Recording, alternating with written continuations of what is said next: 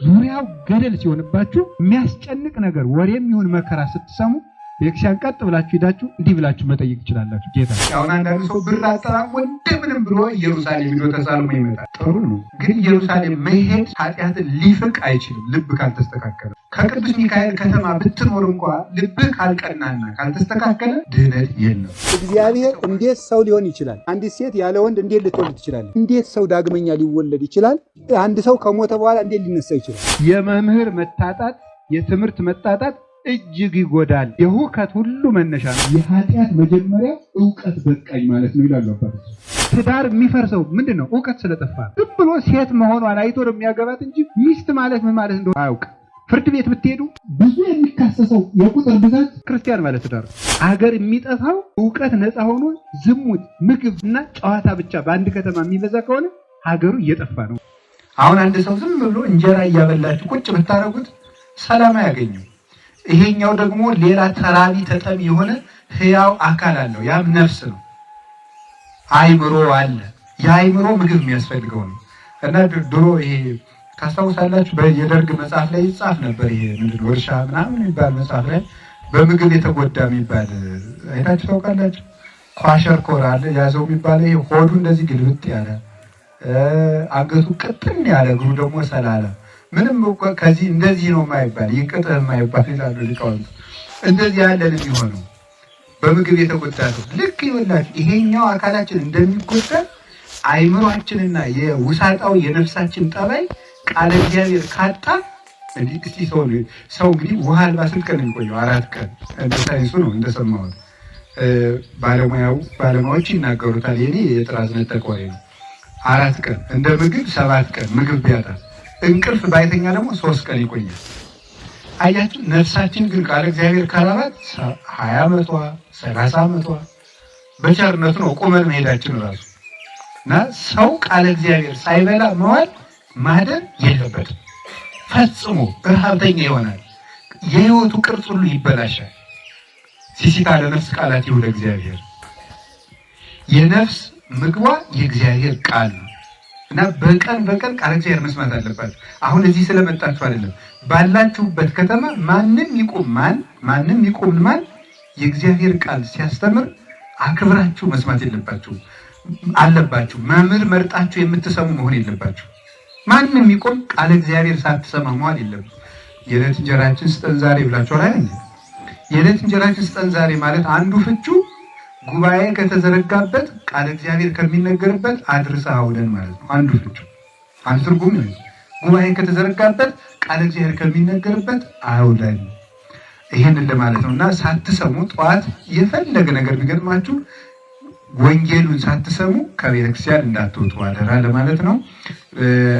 ወአሎ አሐዱ ብእሲ እምፈሪሳውያን ዘሲሙ ኒቆዲሞስ መልአኮሙ ለአይሁድ።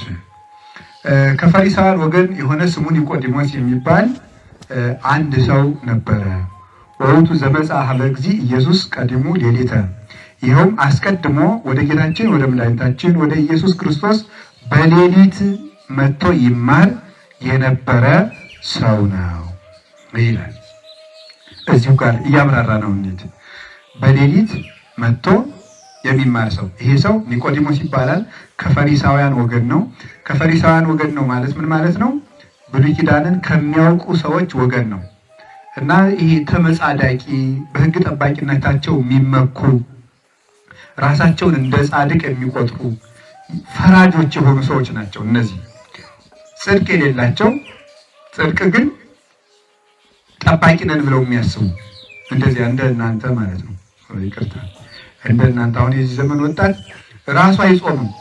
ቄስ ግን ጧት ሲበላ ካየው አንቆ ሊገለው ነው የሚደርሰው። እንደ ፈሪሳውያን ማለት ነው። እንደ ፈሪሳውያን በቃ ታሞ ሊሆን ይችላል፣ እንደዋሞት ሊሆን ይችላል፣ ክኒን እየዋጡ ሊሆን ይችላል የሚል የለም። በቃ እንዴት ቄሱ ነው እንዴት እንደዚህ ያርግ እንዴት ዲያቆኑ ነው እንዴት መነኩሴው ነው የሚል እና ወይ አስሩ ጾረ ከቡደ ወይ አሰክም ወደ ሰብት ለመት ከፍቶ ወደ ሊሆን ሰይ ይለክፉ ጎባጽባይት ይሆኑ ከባድ ሸክም አስረው ለሰው ያሸክማሉ። ራሳቸው ግን በጣታቸው አይነኳትም ብሎ የተናገረው። ለሰው ሲያደርጉት ሁሉ ነገር ቀላል ነው። እንደዚያ ያሉ ነበሩ። ተመጻዳቂ በሀገር የሚኮራ እንደኛ ለሆነ እኛም እንደምንለው ይሄ ጎንደሬ ጎጃሜ ምናምን እንደምንለው ያለ ማለት ነው። እንደዚህ ያለ የሚኮራ በወገናቸው የሚመኩ እግዚአብሔር አብርሃም ዘር በሆናቸው የሚመኩ ከነዚህ ሰዎች ወገን ነው እና እንደዚህ መሆን ከቦታ መወለድ ሊያጸድቅ አይችልም። በእውነት እግዚአብሔር በሚያውቀው እና እግዚአብሔር ከፈቀደ አሁን አንዳንድ ሰው ብር አጠራቅሞ እንደምንም ብሎ ኢየሩሳሌም ሄዶ ተሳልሞ ይመጣል። ጥሩ ነው፣ ግን ኢየሩሳሌም መሄድ ኃጢአትን ሊፍቅ አይችልም። ልብ ካልተስተካከለ ማለት ልብ ካልተስተካከለ ሰይጣን የት እንደነበረ ታውቃላችሁ? ከመላእክት ከተሞች በአንዱ ነው የነበረው። ከቅዱስ ሚካኤል ከተማ ብትኖር እንኳ ልብህ ካልቀናና ካልተስተካከለ ድህነት የለም። አንድ ሰው ማሰብ ያለበት ሁልጊዜ በቦታ ይሄን ቦታ አይቻለሁ፣ አገሬ እንዴ ነው፣ የቄስ ዘር ነኝ፣ የእንትና ወገን ነኝ፣ እንደዚህ ያለ በማለት የምንድነው ድነት የለም። በእውነቱ ይህንን ነው እግዚአብሔር ሊያጠፋልን የሚፈልገው። አጉል ምጽድቃችንን ነው። በዘር የምንመካውን፣ በሀገር የምንመካውን፣ በዘመድ የምንመካውን፣ የሆነ ቦታዎችን በማወቃችን የምንመካውን፣ 10 ቀን በማመስቀደሳችን የምንመካውን፣ ጽዋ ማህበር አባል በመሆናችን፣ ሰበካ ጉባኤ በመክፈላችን፣ ለድሆች ገንዘብ በመስጠታችን፣ የሆነ ቤተክርስቲያን ሲሰራ 2,000 ብር 3,000 ብር 50,000 ብር የሚሆን በመስጠታችን ይህንን ፍቀን እንድንጥል ነው የሚፈልገው እግዚአብሔር። የምትድነው ነፍስህ ትክክል ናት ወይስ አይደለችም? ይህን ነው እግዚአብሔር የሚፈልገው። አሁን ከነዚህ ሰዎች ሆኖ ይሄ ሰው መልአኮሙ ለአይሁድ የአይሁድ አለቃ ነው። አለቅነቱ በ3 ወገን ነው ይላሉ አባቶቻችን። አንደኛው በሀብት ነው፣ ሁለተኛው በስልጣን ነው፣ ሶስተኛ በእውቀት ነው። በዚህ ሁሉ አለቃቸው ነበር። በስልጣን ከህዝቡ በላይ ነው፣ በእውቀት ከህዝቡ በላይ ነው፣ በሀብት ከህዝቡ በላይ ነው። ግን ማታ ማታ ይማራል። ምን ያስተምራችኋል? ይሄ ጊዜ የለንም የሚሉ ሰዎችን አታስተውሏቸው? ጊዜ የለንም፣ እኔ መስሪያ ቤት የምውለው፣ ሪፖርት ይበዛብኛል፣ በጣም ቢዚ ነኝ። የሰነፍ ሰው ጥቅስ ምንድን ነው የሚባለው? ቢዚ ነኝ ማለት በጣም ቢዚ ነኝ። በራሱ ቢዚ የሚያደርገው ቢዚ ነኝ በሚለው ወርድ ነው እንጂ ቢዚ ስለሆነ አይደለም። ሰውየው ስራ በዝቶበት አይደለም። ሲጀመር ኢትዮጵያ ውስጥ ስራ በዝቶ አያውቅም። ሰው እንዳይስቅባችሁ እንደዚህ ስትሉ ሰምቷችሁ ማለት ነው። ኢትዮጵያ ውስጥ ስራ በዝቶ አያውቅም። አሁን እኮ ገሊት አሜሪካ ሄደች፣ አውሮፓ ሄደ፣ እንትና አውሮፓ ሄደ፣ ዓለም ሀገር ሄዱ የሚባሉ እንዴት አድርገው እንደሚሰሩ እኮ ብታውቁ አፋችን ዝም ነበር የምንለው። አሁን እዚህ ቁጭ ብሎ ግን ወንድሟ ጥሩ ጅንስ ሱሪ እየገዛ አስፓልት የሚያለፋ ሊሆን ይችላል። እሷ እዚያ ቀኑ ሙሉ ወገቧ እየተቆረጠ በኩላሊት እግሯ እስከሚያልቅ ጠዋት ገብተው 12 ሰዓት ከገቡ ማታ ሚድናይት የሚወጡ 6 ሰዓት ላይ የሚወጡ 2 ሰዓት 3 ሰዓት አልፎ ደግሞ ስራ የሚገቡ በዚህ ኑረው ነው እንግዲህ ቤተሰብ ደግሞ እየመጠመጠ የሚበላው ማለት ነው። እና ስራ እንደው ከመቸለት ወዲህ በዝቶ የትኛው ሰዓት በዝቶብን እንደሆነ እና ስራ ይበዛብኛል ከደስ አባቴ እንዳልማል። አንዳንድ ሰው አለ የሚመጻደቅ እንደው በተለይ እንደ ትንሽ እንደው ይሄ ዲግሪ መከራ ማፈሪያ የሆነ ትምህርት አለ። ያቺ ዲግሪ ትንሽ ከተያዘች መመጻደቅ ነው። ከዚህ በኋላ አባ በጣም ቢዚ ነኝ እንትን መዋጮ ሲኖር ብቻ ይጥሩኝ የሚል ሰው አለ። ንስሐ አባቱ አቤት እንደው ትምህርቱን ነርቶት ሙቶ ይሄም ሊያመጻድቅ ዲግሪ አንደኛ ዲግሪ እኮ ሲጀመር በፈረንጆቹ he is ready for training ነው የሚባለው። አንድ ዲግሪ ያለው ሰው ለስልጠና ዝግጁ ነው የሚባለው። ተማሪ አይባልም። ይሄ በቃ ቢያንስ ይሰማል ነው የሚባለው ማለት እንጂ ትምህርት አይደለም እኮ የተማረው። ተማሪ አያሰኘውም ሰው ያንን እየጠቀሰ በቃ እንዳይሰማ ያን እየተመጻደቀ ትንሽ ሀብት ካለችው ደግሞ በየት ይገኛል? እና እንደዚህ ያሉትን ሰዎች ማመካኘት አልቦሙ ምክንያት ለይጋዩ ለበደላቸው ምክንያት የለም። ሀብት ሊኖር ይችላል። በሀብት ላይ እውቀት ደግሞ ምን አለው? ሰውየው ሀብት አለው። በሀብቱ ላይ ደግሞ ምን አለው? ምን ያለው? ሹመት። አንድ ሰው ቢያንስ ሹመት ቢኖረው ሀብት የለውም። በሹመት ሰዎችን ማስተዳደር አንድ ከባድ ነገር ነው። በዚያ ላይ ደግሞ ሀብትን ማስተዳደር ሌላ ከባድ ነገር ነው። የሁለቱም አለቃ ሆኖ ግን ሰውየው ይማር ነበር። ጊዜ ባይኖረው ማታ አሁን እንዲሁ እግዚአብሔር ያሳያችሁ፣ ክርስቶስ ያመልክታችሁ። እንግዲህ 20 ዓመት 30 ዓመት ዝም ብሎ አለፈ። መቼ ነው እንግዲህ የምንማር? ሳንማር እንግዲህ ልንሞት ነው። በቃ መማር ሲገባል ሳንማር የጌታን ብስራት ሳንሰማ እንኳን ደስ ያላችሁ የሚለውን ሳንሰማ ሞት ሊወስደን ነው። ለምን? ስራ በዝቶብን ማለት ነው። አንዳንድ ሰው ደግሞ ቃለ እግዚአብሔር ስማ ሲሉት እኔ ድሃ ነኝ ይላል። ድሃ ብትሆንስ? አንድ ሰው አንድ ልጅ አሉ እንደው ልጅ ተማሪ ይሉት አንድ ሊቀ ጳጳስ አባቴ ምን ላይ ልኝ ስትደነቁር ምን እየበላ ደነቆር ካሉት ይባላል። እውነት ነው በእውነቱ ማለት ነው። እና ስለዚህ ሰው መማር አለበት። ሁለተኛ ሶስተኛ ሰውየው የምን አለቃ ነው? በእውቀቱ ደግሞ ከሁሉ የበላይ ነው። አንድ ሰው ምንም ቢያውቅ ማወቅ አለበት። ጥበበን ነግሮሙ ለጠቢባን፣ ለጥበበኞች ጥበብ እንነግራቸዋለን ይላል ቅዱስ ጳውሎስ። ማንም ሰው እስኪሞት ድረስ ተማሪ ነው።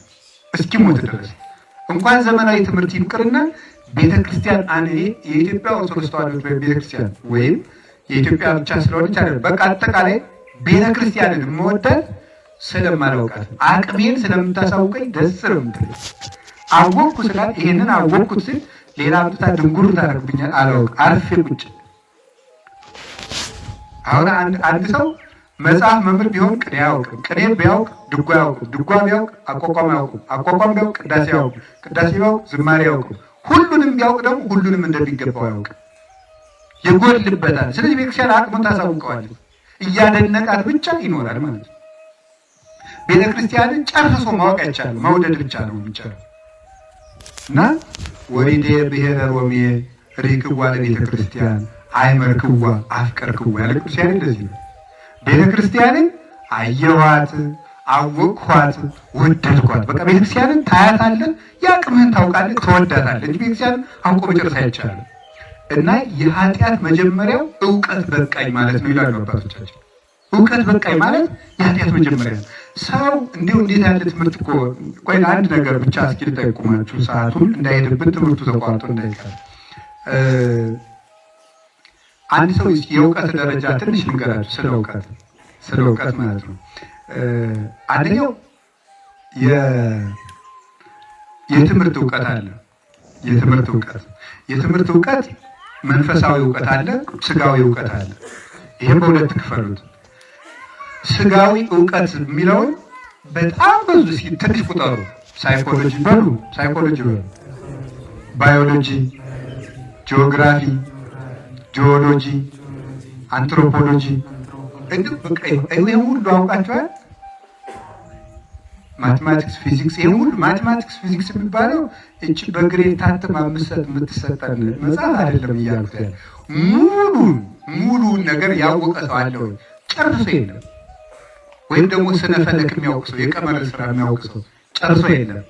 አንድ ሰው ሁሉንም እውቀት ሊያውቅ አይችልም። በአንዱ እንኳን ቢሆን እንዲሁ ግርማ። አሁን ዶክተር እንኳን ሲሆን መጨረሻ ላይ ስፔሻላይዝ እያደረገ ሲመጣ ምን እያለ ነው የሚመጣ? እውቀቱ እየሰፋ ነው እየጠበበ ነው የሚመጣ? እየጠበበ ይመጣል። የመጀመሪያው ሐኪም ዶክተር ሜዲሲን እንደተመረቀ ጠቅላላ ሐኪም ነው። ጠቅላላ ሐኪም ያስቃል። ጠቅላላ ሐኪም የሚያስቀው ለምንድን ነው? ሁሉንም የሚያውቀው ኩላሊትንም ጉበትንም ጠቅላላ ያክማል። ሁሉን አዋቂ ማለት ነው። ስፔሻላይዝ ሲያደርግ ደግሞ ምን ያደርጋል? ያይን የብቻ ደግሞ ይሆናል። አሁን እውቀቱ እየጠበበ ነው የሚመጣ ማለት ነው። እየጠበበ በሁሉም ጉዳይ ላይ ስፔሻላይዝ ቢያደርግ ይሞታል። እስከ ዘራዝርቶች ማድረግ አይችልም። የልብም ስፔሻሊስት፣ የአይንም ስፔሻሊስት፣ የጆሮ ስፔሻሊስት፣ የቆዳ ስፔሻሊስት፣ የማህፀን ስፔሻሊስት ምናምን ቢል የአይምሮ ስፔሻሊስት ቢል ሰውየው ሳያውቀው ይሞታል። ስለዚህ ምንድን አንዷን እየጠበበ ከዛ ደግሞ ወደ ፈረንጆች ስንሄድ ያኛ ሀገር ተጀምሮ እንደሆነ አላውቅም።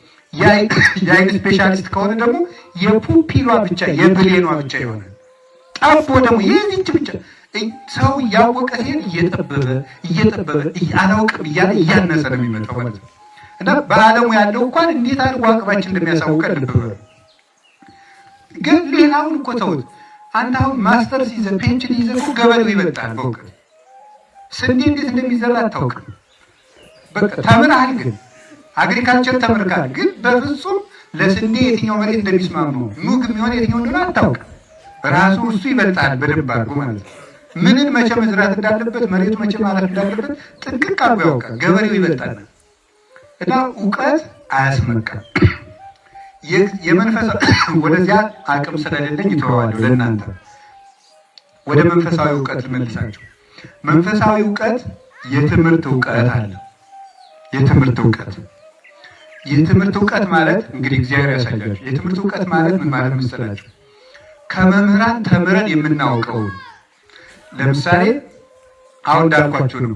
ቅኔ፣ አቋቋም፣ ቅዳሴ፣ ዝማሬ፣ ድጓ፣ መጽሐፍ ይመጣል።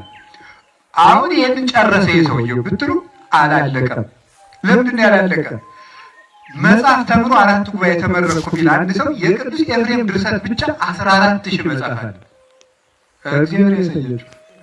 ሰው 3ቱን ሳያውቃቸው ነው እንግዲህ የመጽሐፍ መምህር እያለ የሚሞተው። 3ቱን እንኳን ሳይጨርሳቸው የያዕቆብ ዘስሩግ 700 አለ። የቅዱስ ዮሐንስ አፈወርቅ ያለ የቅዱስ ቄርሎስ አለ። ልብ ፈርጦ መሞት ብቻ አላወቀም ራሱ። ስለዚህ ሁልጊዜ አቅሙን እያወቀ ይኖራል።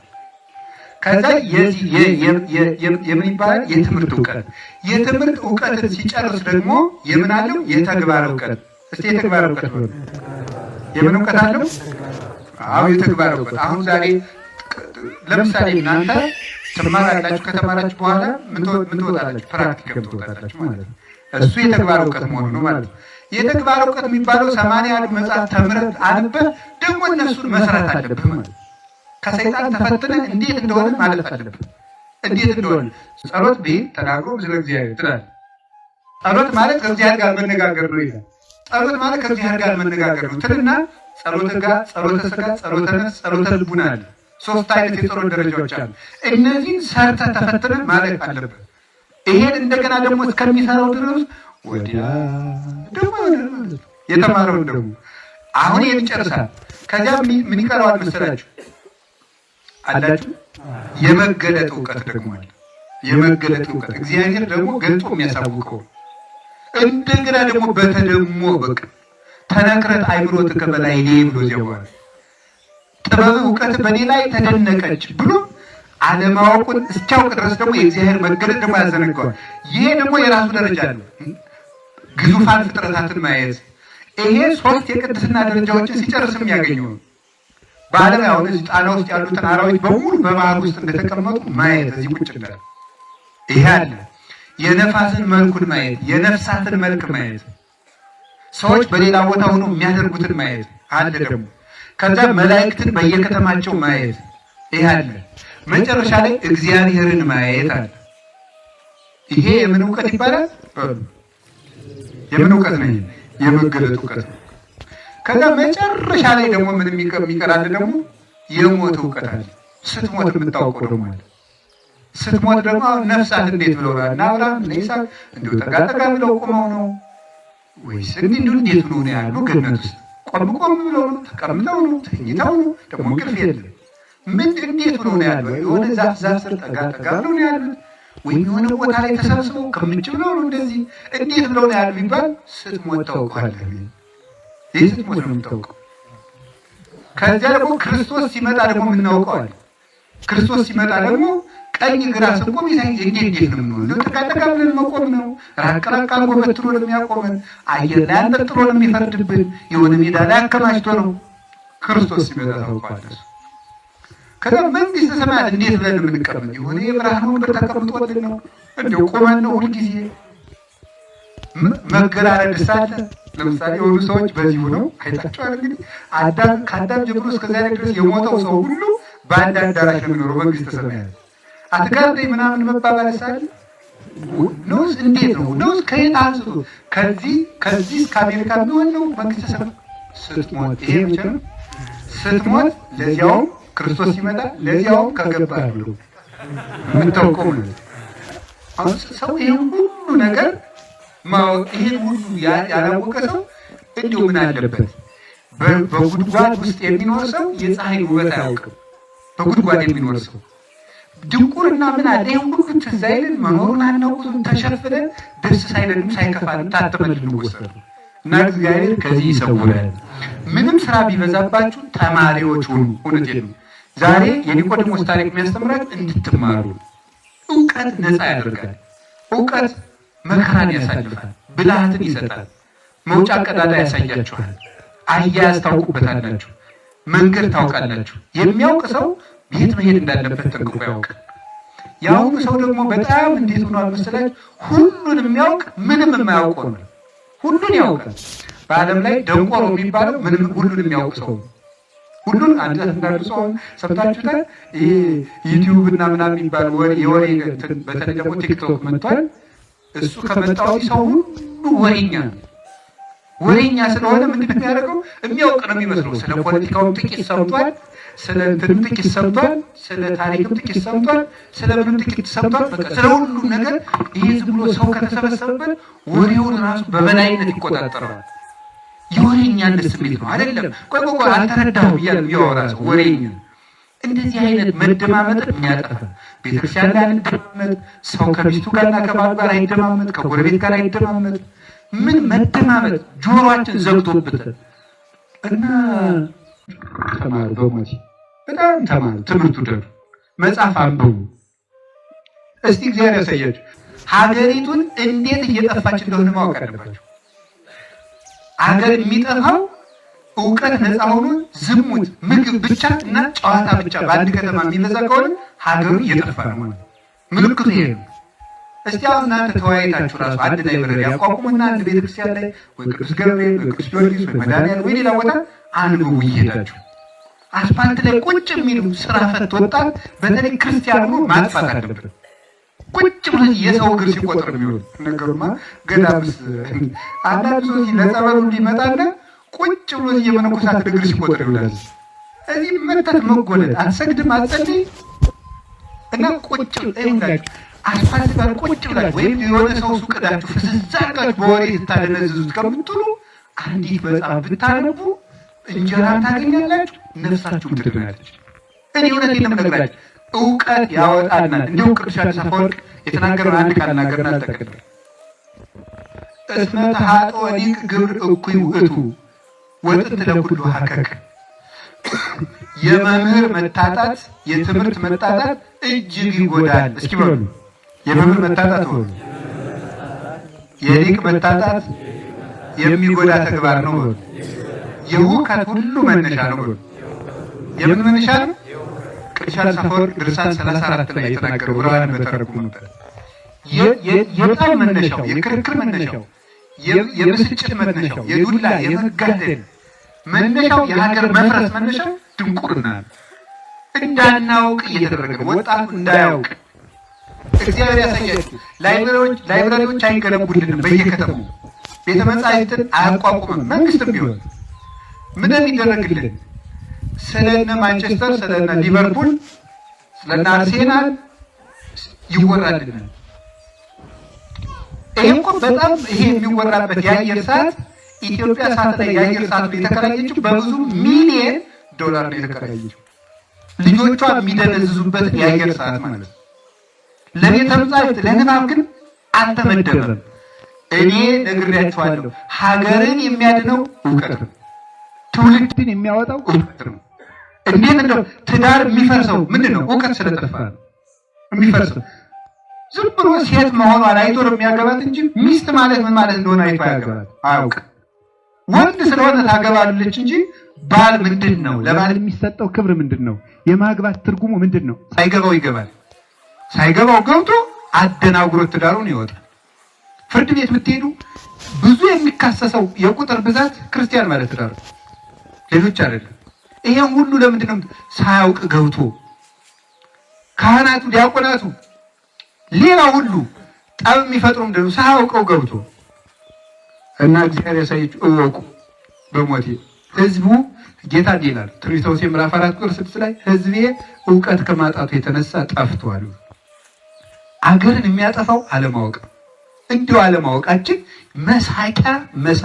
መሳቂያ ሊቅነት ኢትዮጵያዊነት ነበረ። ድንቁርና የኢትዮጵያውያን መልክ አይደለም። ሄሮዶቶስ እንኳን የታሪክ ጸሐፊው እንኳን ሲለው ኢትዮጵያውያን ጨዋታ አዋቂዎች ቤታቸውን ከመንገድ ዳር ሰርተው የወጣ የወረደውን በሞቴ እያሉ የሚያበሉ ምስጢር የሚያውቁ ናቸው። ሰውነታቸውን የሚያድሱበት ንጹህ ውሃ ያላቸው ናቸው ኢትዮጵያውያን ብሎ ነበር የጻፈልን። የኛ መገለጫችን እውቀት ነበረ። ዛሬ ግን ድንቁርና ሆነ፣ አለማወቅ ሆነ፣ ፈዛዛነት ሆነ እና እንዲሁ በሞት ያነቡ መጽሐፍ መግዛት ልምድ፣ የመጽሐፍ ዕቁብ ግቡ። በቃ 10 ብር ጀምሩና 20 ብር ዛሬ ጀምራችሁ ስትሄዱ ከንስሐ አባታችሁ ጋር ነመላከው ስራትም አሉ። ሁላችሁም ይሄን ርዕሰ ጉዳይ እየተወያያችሁበት እንድትሄዱ የቤት ስራ በቃ ወረታ አንድ የመጽሐፍ ወይ ላይብረሪ አቋቁሙ ወይ የመጽሐፍ ዕቁብ መስርቱ። ዛሬ የትምህርት ቀን ስለሆነ ከዛ ዕቁብ ማለት ነው። ብር ከሌለ አሁን ኑሮ ውድ ነው። ዛሬ አንድ ሰው መጽሐፍ ይገዛል። ዕቁብ ውስጥ 10 ሰዎች ካሉ በሳምንት እየተዋዋሰ አንድ ሰው ያነባታል። መጨረሻ ላይ ለቁቡ ትቀምጣለች ማለት ነው። አንድ መጽሐፍ ይገዛል በጋራ የሆነ ሰው ደግሞ ሁሉ ያነባታል እየዞረች። እንደዚህ አድርጉ፣ እንጀራም ይኖራችኋል። ዝም ብላችሁ ተመርቃችሁ እንጀራ ጠፋ ስራ ጠፋ ትበሉ። ስታነቡ እግዚአብሔር መንገድ ይጠቁማችኋል። እግዚአብሔር ስራ ፈትን ለሌቱም አይፈልገውም። መልአኮሙ ለአይሁድ ይሄ ሰው ሌሊት መጥቶ ይማር ነበረ። ሌሊት በሞዴ ሌሊቱን በሙሉ እንዲውላችሁ ከምሽት 12 ሰዓት እስከ ጠዋት 12 ሰዓት 12 ሰዓት ያባክናል። ግርም ነው የሚያደርገው። ሁለቱን በወግ ሁለቱን እንደው ምናልባት ቴሌቪዥን ያለው ሰው ካለ በቴሌቪዥን በቃ ሌላውን በእንቅልፍ እንደ በሬ እንደው ግድም ሙሉ ያድራል ሰው። የሰው ልጅ በእግዚአብሔር አእምሮ የተፈጠረ ሰው 12 ሰዓት ተኝታችሁ ነው እንግዲህ ሀገሪቱንም ነፍሳችሁን የምታድኗል። እና ሌሊት ይሄ ሰው ቀን ሲያስተዳድሩ ነው የህዝብ ዳኝነት ሲሰማ እየዋለ ይሄ ሁሉ ስራ ይዞ ሌሊት ግን ሲያነብ ያድር ነበር።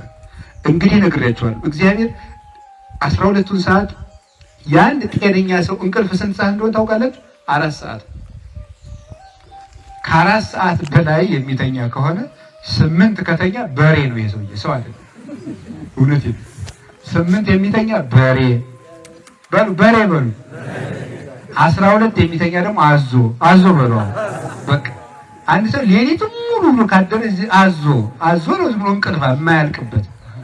እኔ አርባ ምንጭ በአጋጣሚ ለጉባኤ አይቼዋለሁ። ዝም ብሎ መተኛ ነው ሰው እዚያው እና እንዴት ብላችሁ ነው እንጀራስ የሚኖራችሁ ቤተሰብስ የምታስተዳድሩ? እንደው 12 ሰዓት ተኝታችሁ አታፍሩም? እንደው እግዚአብሔርን እንጀራ ስጠኝ እንደው እግዚአብሔር ስራ ቢሰጠኝ ተጉልት እንደ ተኝቶ እያደረ እንዴ ነውር አይደለም እንዴ? እንቅልፋችሁን በመጠን አድርጎ ስታነቡ ድሩ ዝም ብላችሁ እንደሆነ ይሉላችሁ። የሚቀጥራችሁም አይኖር፣ ሱቅ የምትከፍቱበትም አይኖር፣ ገንዘብም አይኖራችሁ። ዝም ብለህ ሌሊት አለ ያ ንባብ ራሱ ገንዘብ ይሆናል፣ ስራ ይሆናል፣ መንገድ ይመራችኋል፣ ከእግዚአብሔር ያደርሳችኋል። በነፍስ በስጋ ትጠቀማላችሁ። ዕውቀት ይጠብቃል፣ ጥንቃቄም ያድናል። እና ስለዚህ ሌሊት ይሄ ሰው ሌሊት መጣ። ሊቃውንቱ ግን ሲተረጉሙት ሌሊት ወደ ክርስቶስ ይሄድ ነበር። አንድ ሊማር፣ ሁለተኛ የሌሊት አእምሮ ክት ነው ይላሉ አባቶቻችን። ውዳሴ ከንቱ ይላሉ፣ ይቅርብን እሱ። እንደገና ደግሞ ፈርቶ አይሁድን ፈርቶ ይገሉኛል ብሎ ከሱ ለምን ትሄዳለህ ብለው ይህን ፈርቶ ነው። ሊቃውንቱ ግን ይህንን ምን ብለው ተርጉሞታል? በጨለመብን ሰዓት መሄድ ያለብን ወደ ክርስቶስ ነው ብለው ይተረጉማሉ። እስኪ በሉ በጨለመብን ሰዓት ወዴት ነው መሄድ ያለብን? ወደ ክርስቶስ ነው። ዙሪያው ገደል ሲሆንባችሁ እኔ እንዲህ ብላችሁ መጠየቅ ትችላላችሁ ጌታን። ቤተክርስቲያን ብር ብላችሁ ሂዱ። የሚያስጨንቅ ነገር ወሬም ይሁን መከራ ስትሰሙ ቤተክርስቲያን ቀጥ ብላችሁ ሂዳችሁ እኔ የዓለም ብርሃን ነኝ፣ እኔን የሚከተል ሰው ጨለማን አያይም ብለሃል። ጌታዬ ኢየሱስ ክርስቶስ ሆይ ለልቤ ብርሃን ስጠው፣ የጨለማውን ሕይወቴን ግፈፍልኝ ብላችሁ 12 አቡነ ዘበሰማያት ደግማችሁ ብትሄዱ ግፈፍ ያደርግላችኋል። ክርስቶስ ብርሃን ነው፣ ቃሉ አይታጠፍም። እሱ የሚፈልገው የሚያምነው ብቻ ነው። ስለዚህ በቸገረን ሰዓት በእርግጥም ብርሃናችን ክርስቶስ ነው። ስለዚህ ወደ እሱ መሄድ አለብን እና ቀድሞ መጣ፣ ተማረ፣ እንዲህ አለ ረቢ ነአምር ከመ እምኀበ እግዚአብሔር መጻእከ ከመ ትኩን መምህረ። መምህር ልታስተምር ከእግዚአብሔር ተሹመህ እንደመጣህ እናውቃለን። ወአልቦ ዘይክል ይግበር ዘንተ ተአምረ ዘአንተ ትገብር ዘእንበለ እግዚአብሔር ምስሌሁ። አንተ የምትሰራውን ታምር መስራት የሚችል ሰው የለም እግዚአብሔር ካደረበት ሰው በቀር። አንተ የምትሰራውን ስራ ከእግዚአብሔር ተልከህ መምህር ልትሆን እንደመጣህ እናውቃለን አለው። ሁለት ነገሮችን ይሳሳታል እዚህ ላይ ኒቆዲሞስ። መምህር ልትሆን መጥተሃል ማለት ጌታን እንዳንድ ተራ መምህር ቆጥሮታል። ገና አላመነውም ማለት ነው። ልብ ብላችሁ ስሙ። ገና በክርስቶስ ስላላመነ መምህር ነህ አንተ አለው። ሁለተኛ ደግሞ እግዚአብሔር ካደረበት በቀር አንተ የምትሰራውን ታምር የሚሰራ የለም ብሎ ደግሞ እንዳንድ ታምር የሚያደርግ እንዳንድ ደግ ጻድቅ ሰው ቆጥሮታል ማለት ነው። ልብ ብላችሁ ስሙ። እዚህ ላይ ተሳስተዋል። ግን የጌታ ተአምራቱ ግን ሌሎች ከሚያደርጉት ታምራት ልዩ ነው። አንድ ነገር እንድታስተውሉ ሃይማኖት እኔ መቼስ ትምህርት ስሰጥ ልብ ብላችሁ እንድትፈልጉኝ እንድታዳምጡ የሚፈልገው ትምህርት መስጠት ስላለብኝ አይደለም መስጠተው፣ አንድ ቀዳዳ ለመድፈን ነው። ስለዚህ እናንተም አንድ ቀዳዳ ደፍናችሁ ትሄዳላችሁ ብዬ አስባለሁ። እዚህ ላይ አንድ ነገር እንድትይዙ ይፈልጋለሁ። ክርስቶስ በኒቆዲሞስ ሲታሰብ እንዳንድ ተራ ጻድቅ ታምራቱንም እንደ ነቢያት ታምር ነው ያደረገው። ግን ቅዱስ ዮሐንስ አፈወርቅ እንደሚለው ጌታ ያደርገው የነበረው ታምራት ሌሎች ከሚያደርጉት ታምራት ምን ያለ ነው? የተለየ ነው። ለምሳሌ ባህሩን ተነስቶ ሲገስጸው በእግዚአብሔር ስም ብሎ አይደለም የሚገስጸው። ምን ሆነ የሚገስጸው? በራሱ ተነስቶ ነፋሳትን ገሰጻቸው። ነቢይ ወይም ሐዋርያ ወይም ጻድቅ ምን ማድረግ አለበት? የእግዚአብሔርን ስም ሳይጠራ ታምር ማድረግ አይችልም።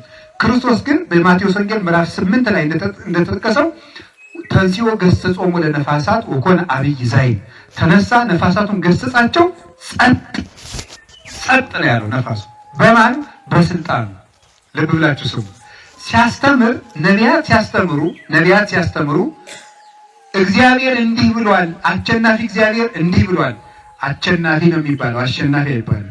አሸናፊ እግዚአብሔር እንዲህ ብሏል እያሉ ነው የሚያስተምሩት ነቢያት ሲያስተምሩ።